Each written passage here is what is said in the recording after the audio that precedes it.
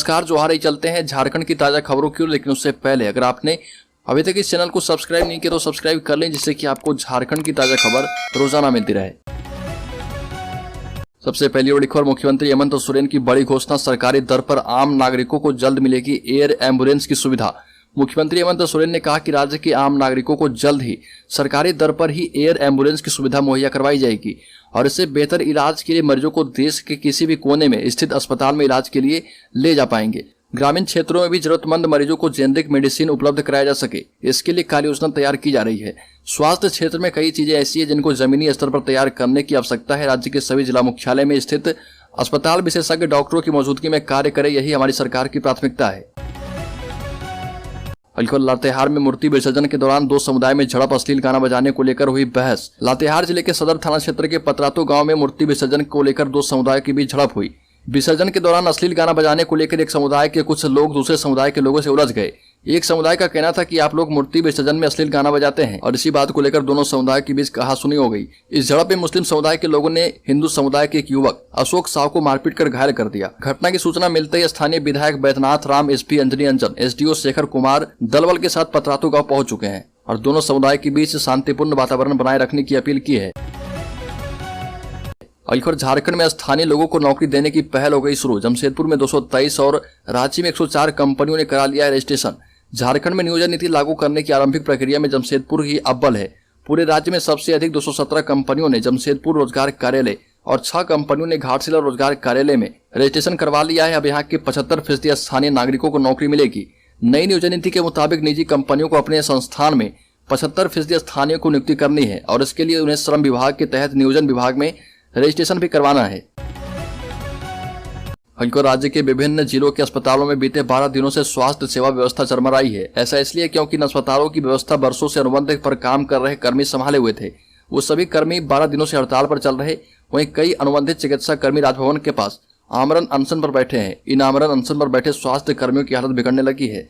बीते 12 दिनों के आमरण अनशन के दौरान 4 कर्मचारी ऐसे हैं जिनकी हालत एकदम से खराब है और ये सभी अस्पताल में इलाज करवा रहे। 2 की हालत बेहद गंभीर बताई जा रही है। आमरण अनशन पर बैठे स्वास्थ्य विभाग के अनुबंध कर्मियों से जामताड़ा के विधायक इरफान अंसारी ने मुलाकात भी की है और अनशन पर बैठे कर्मियों को आश्वासन देते हुए कहा कि मैं मुख्यमंत्री और स्वास्थ्य मंत्री से मिलकर आपके लिए बात करूंगा।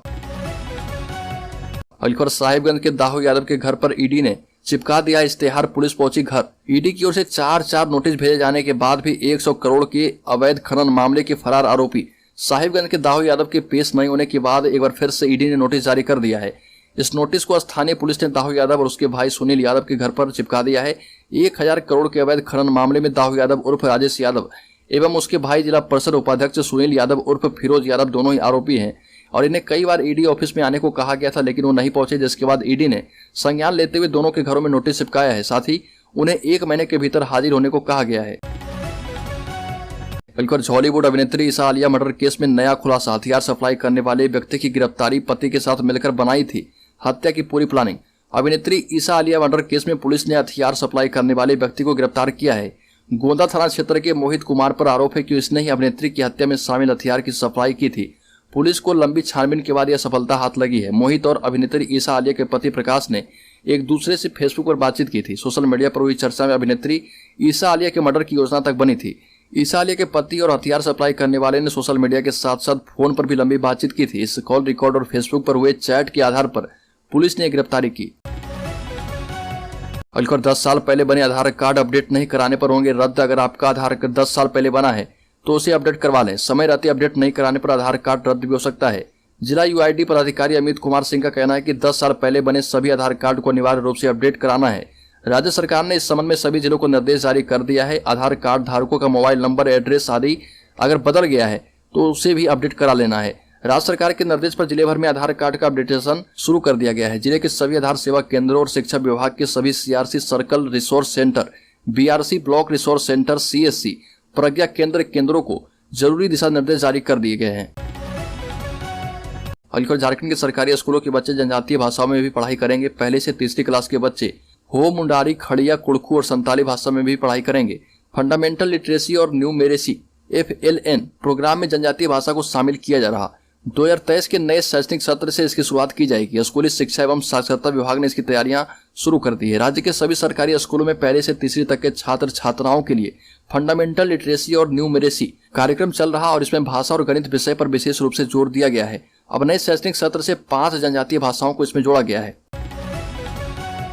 अगर लोगों को कंगाल करके करोड़पति बना जामताड़ा का असीम अंसारी पुलिस ने दबोच लिया है। झारखंड का जामताड़ा जिला देश विदेश में मशहूर है। इस जिले के देश के साइबर क्रिमिनल्स का हब माना जाता है। बेहद कम पढ़े लिखे लोग साइबर ठगी में एक्सपर्ट हो गए हैं और इन्हें आम आदमी से लेकर सरकारी अधिकारी और सांसद तक को चूना लगाने में महारत हासिल कर ली है। मिनटों में लाखों रुपए के बारे न्यारी कर देते हैं। जामताड़ा का एक साइबर क्रिमिनल पुलिस के हत्थे चढ़ चुका है और उसकी संपत्ति के बारे में जानकर पुलिस अधिकारी भी हैरान रह गए। गिरफ्तार साइबर ठग का नाम असीम अंसारी है। पुलिस को पता चला कि साइबर अपराध के जरिए असीम अंसारी ने करोड़ों की संपदा अर्जित की है। असीम का कहना है कि वह दिल्ली मुंबई में लेबर सप्लाई करने का काम करता है, लेकिन इसके जरिए वह लोगों के बैंक खाते का दुरुपयोग साइबर अपराध के जरिए ठगी की गई राशि को एडजस्ट करने में करता था।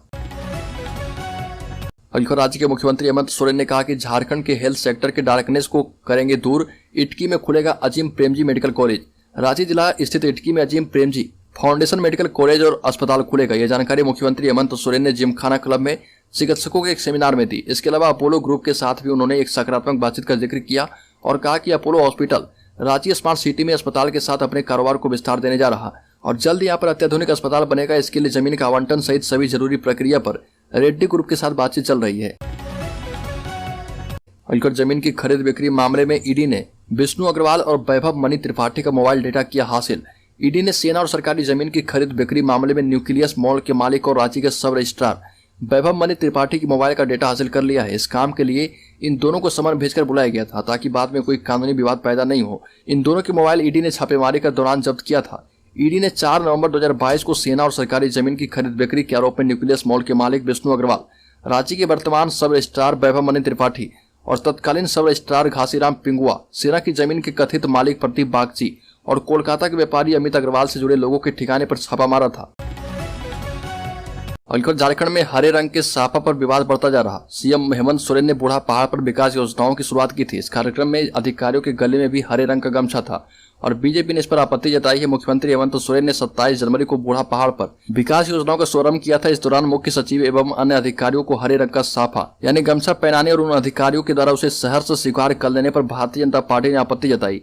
हरे रंग के गमछे को झारखंड मुक्ति मोर्चा का साफा बताते हुए भारतीय जनता पार्टी के प्रदेश प्रवक्ता प्रदीप सिन्हा ने कहा कि बूढ़ा पहाड़ का कार्यक्रम एक सरकारी कार्यक्रम था, कोई झारखंड मुक्ति मोर्चा का कार्यक्रम नहीं था। लेकिन जिस तरह से राज्य के मुख्य सचिव और अन्य वरिष्ठ अधिकारियों के गले में झारखंड मुक्ति मोर्चा के हरे रंग का पट्टा डाला गया वह ठीक नहीं है। हालांकि झारखंड मुक्ति मोर्चा ने कहा कि झारखंड की संस्कृति की पहचान है हरा रंग और इसे सभी को पहनना चाहिए। राज्य में मिड डे मील घोटाले में इन्फोर्समेंट डिपार्टमेंट ने दूसरा आरोप पत्र दायर कर दिया है। 150 पन्नों में आरोपों का ब्यौरा पेश किया गया है। ईडी ने 100 करोड़ रुपए के मिड डे मील घोटाले में दूसरा आरोप पत्र दायर किया है और दूसरे आरोप पत्र में भानु कंस्ट्रक्शन के पार्टनर संजय तिवारी, सुरेश कुमार, राजू वर्मा और संजय से जुड़ी कंपनियों को आरोपी बनाया गया। ईडी की ओर से पीएमएलए के विशेष न्यायाधीश पीके शर्मा की अदालत में आरोप पत्र दायर किया गया है। ईडी ने 150 पृष्ठों में आरोपों का संक्षिप्त ब्यौरा पेश किया है। आरोप पत्र में राजू वर्मा का उल्लेख करते हुए यह कहा गया कि संजय तिवारी ने मिड डे मील के पैसों में से 9 करोड़ रुपए राजू वर्मा के खाते में ट्रांसफर किए। इस पैसे से एक गाड़ी खरीदी गई थी। मिड डे मील घोटाला प्रकाश में आने के बाद से वह फरार था। झारखंड के देवघर एयरपोर्ट पर अब कोहरा और बादल होने पर भी विमानों की लैंडिंग की सुविधा जल्द चालू हो जाएगी। देवघर एयरपोर्ट पर DBOR very high frequency omni range Doppler radar पूरी तरह तैयार हो चुका है और 17 जनवरी को DBOR की टेस्टिंग भी हो चुकी है। देवघर एयरपोर्ट में DBOR रनवे के पूर्वी क्षेत्र में बनाया गया है। एयरपोर्ट से यह उपकरण विमानों को रास्ता दिखाने में मदद करेगा। साथ ही एयर ट्रैफिक कंट्रोल से विमानों को 100 किलोमीटर रेंज तक नियंत्रित कर पाएगा। राज्य की हड़ताली NHM कर्मियों ने किया हवन, सरकार से अस्थायी करने की मांग की। पलामू में हड़ताली NHM कर्मियों ने हवन किया और सरकार से अस्थायी करने की मांग की है। NHM कर्मियों के इस प्रोटेस्ट में पूर्व मंत्री KN त्रिपाठी भी शामिल हुए और आश्वासन दिया कि इस मामले पर वो सीएम हेमंत सोरेन से बात करेंगे। झारखंड में NHM कर्मी हड़ताल पर है और NHM कर्मी आमरण अनशन के साथ साथ धरने पर भी बैठे हैं। NHM कर्मियों ने हवन किया और कहा कि वो सरकार की सद्बुद्धि के लिए हवन कर रहे ताकि उनकी मांगों को पूरा किया जा पाए।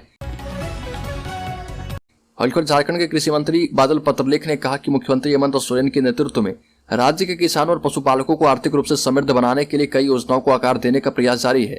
उसी कड़ी में सरकार के द्वारा पहली बार गोमुक्ति धाम का शिलान्यास पायलट प्रोजेक्ट के रूप में किया गया। राज्य के कृषि मंत्री बादल पत्रलेख ने कहा कि प्रमंडल स्तर पर गोमुक्ति धाम के साथ सभी जिलों में भी गोमुक्ति धाम का निर्माण करवाया जाएगा और इस संबंध में सभी जिलों के उपायुक्तों से जमीन चिन्हित करने की प्रक्रिया शुरू कर दी गई है। पशु चिकित्सालय के लिए जल्द ही एम्बुलेंस की व्यवस्था भी की जा रही है और यह पशुपालन के क्षेत्र में एक बड़ी उपलब्धि होगी। साथ ही राज्य सरकार कि 100 पशु अस्पतालों को अपग्रेड कर उन्हें मॉडल एनिमल हॉस्पिटल बनाने की योजना है। और राज्य में अब सभी को बोलना होगा जोहार, झारखंड में नहीं चलेगा नमस्कार, प्रणाम, सत श्री अकाल। हेमंत सोरेन ने चाईबासा में लोगों को संबोधित करते हुए कहा कि अब सभी को जोहार बोलना होगा और इसे जमीनी स्तर पर लागू किया जाएगा। मुख्यमंत्री हेमंत सोरेन ने कहा कि झारखंड में अब सभी को जोहार बोलना ही होगा। जोहार आदिवासी संस्कृति और परंपरा से जुड़ा हुआ है। झारखंड में सभी को अभिवादन करते समय जोहार बोलना होगा और इसके लिए सभी प्रशासनिक अधिकारियों को निर्देश दिया जा चुका है। झारखंड में नमस्कार, प्रणाम, सत श्री अकाल नहीं चलेगा। सभी को अपनी संस्कृति फॉलो करने का हक है और हमारी आदिवासी संस्कृति में जोहार महत्वपूर्ण है। ये भी कहा कि देश के सर्वोच्च पद पर एक भी आदिवासी जज नहीं है, बड़े वकील नहीं है, तो भला आदिवासियों को इंसाफ कौन देगा। ये भी कहा कि सरकार सर्वजन पेंशन योजना के तहत सभी आवश्यकतामंद को पेंशन देने का काम कर रही है। अब पेंशन के लिए कोई दलाली नहीं कर सकता। हर महीने 5 तारीख को सभी के खाते में पेंशन चली जाती है। इसी तरह आने वाले समय में अनाज के लिए भी सरकार दिन तय कर देगी। सीएम ने कहा कि बाहरी और भीतरी का राग अलाते हुए कहा कि बाहर से झारखंड में आकर लिट्टी चोखा एवं गुपचुप बेचने वाले 2 तल्ला मकान बना रहे, जबकि यहाँ के आदिवासी मूलवासी आज भी करीब हैं। हमने स्थानीय नीति बनाई तो यूपी बिहार के लोगों ने मिलकर कोर्ट में इसे खारिज करवा दिया। राज्य में पारा मेडिकल कर्मियों की हड़ताल को भाकपा माले ने दिया समर्थन। कहा कि जल्द ही करवाएंगे सरकारी और कर्मियों की नौकरी अस्थायी करवाने के बाद उनके वेतन में जल्द ही करवाएंगे बढ़ोतरी। अनुबंध पर आधारित पारा मेडिकल कर्मियों की हड़ताल का समर्थन भाकपा माले ने कर दिया है और 24 जनवरी को चिकित्सा कर्मियों की मांग को जायज ठहराते हुए पार्टी के गिरिडीह विधानसभा के प्रभारी राजेश सिन्हा भी धरने पर बैठ गए और कहा कि पारा मेडिकल कर्मियों को नियमित करने की मांग जायज है। मुख्यमंत्री बनने से पूर्व हेमंत सोरेन ने चिकित्सा कर्मियों को नियमित करने का वादा किया था। उनका यह वादा जुमला साबित हो रहा और इसे जल्द से जल्द पूरा करवाने की कोशिश हम करने वाले हैं। राज्य में अब स्पीकर ने लौटाया हेमंत सरकार का उत्पाद विधेयक। राज्यपाल भी जता चुके हैं आपत्ति। झारखंड विधानसभा अध्यक्ष रविंद्रनाथ महतो ने झारखंड उत्पाद संशोधन विधेयक 2022 पर बड़ा फैसला लेते हुए इसे सरकार को लौटा दिया है। शीतकालीन सत्र के दौरान सदन में पेश करने के लिए सरकार ने विधानसभा सचिवालय को यह विधेयक भेजा था। विधेयक के विभिन्न प्रावधानों पर आपत्ति के साथ राज्यपाल रमेश बैस ने बीते नवंबर में सरकार को लौटा दिया था। राज्यपाल के उठाए गए बिंदुओं पर सरकार ने अपना दृष्टिकोण स्पष्ट तो किया, पर संशोधन किए बगैर कैबिनेट की स्वीकृति के आधार पर दोबारा विधानसभा सचिवालय को भेज दिया था।